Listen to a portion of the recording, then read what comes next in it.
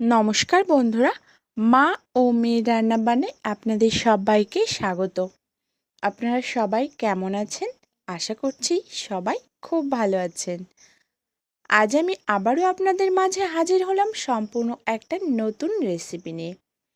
আজ আমি আপনাদের সঙ্গে শেয়ার করব মিষ্টি কুমড়োর ডগা পাতা দিয়ে মটর ডাল। সেই জন্য প্রথমে আমি এখানে দুটো মিষ্টি কুমড়োর ডগা নিয়ে নিয়েছি। এবার মটর ডালটা ভালো করে ধুয়ে আমি কিছুক্ষণ ভিজিয়ে রেখেছিলাম। এই ভিজিয়ে রাখার একটাই কারণ, খুব বেশি প্রেসার কুকারে সিটি দিতে হবে না। যদি সময় আপনাদের কাছে কম থাকে তাহলে একটু গরম জল করে ভিজিয়ে রাখবেন, তাহলে তাড়াতাড়ি ডালটা ভিজে যাবে। এবার মিষ্টি কুমড়োর ডগা পাতাটা আমি ভালো করে কেটে ধুয়ে নিয়ে এসেছি। আর কড়াইতে দিয়ে দিলাম সর্ষের তেল। রান্নাটা সর্ষের তেলে করার চেষ্টা করবেন, তাহলে স্বাদটা খুব ভালো হবে। ফোড়নে দিয়ে দিলাম শুকনো লঙ্কা, তেজপাতা আর 5 ফোড়ন। ফোড়নটা থেকে যখন সুন্দর গন্ধ ছাড়তে শুরু করবে, তখন কেটে ধুয়ে রাখা ডগা পাতাটা দিয়ে একটু ভালো করে নেড়েচেড়ে নেব। এবার দিয়ে দিলাম পরিমাণ মতো লবণ। লবণটা দিয়ে লবণটাও ভালো করে মিলিয়ে নিচ্ছি।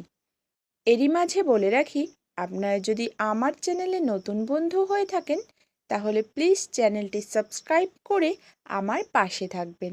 ভিডিওর পাশে বেল আইকন রয়েছে, সেটা প্রেস করে রাখবেন, তাহলে যখনই আমি নতুন কোনো রেসিপি শেয়ার করব সবার প্রথমে আপনার কাছে নোটিফিকেশান পৌঁছে যাবে। ঢাকাটা খুলে আমি এবার পরিমাণ মতো হলুদ দিয়ে হলুদটা মিলিয়ে আবারও দিয়ে দেব ঢাকা। আমার রেসিপিগুলো যদি আপনাদের ভালো লাগে, লাইক কমেন্ট শেয়ার করতে একদম ভুলবেন না। অনেক সময় বাড়ির বাচ্চারা একদমই শাকসবজি খেতে চায় না, কিন্তু ডালটা তাদের খুব পছন্দ। সেজন্য এমনভাবে যদি শাকসবজি দিয়ে ডাল রান্না করা যায়, তাহলে কিন্তু বাচ্চা অনেকটা পুষ্টি পায়। আর বাচ্চা কিন্তু বুঝতেও পারবে না যে ডালটা সবজি দিয়ে রান্না করা হয়েছে। এর স্বাদ কিন্তু একই থেকে যাবে।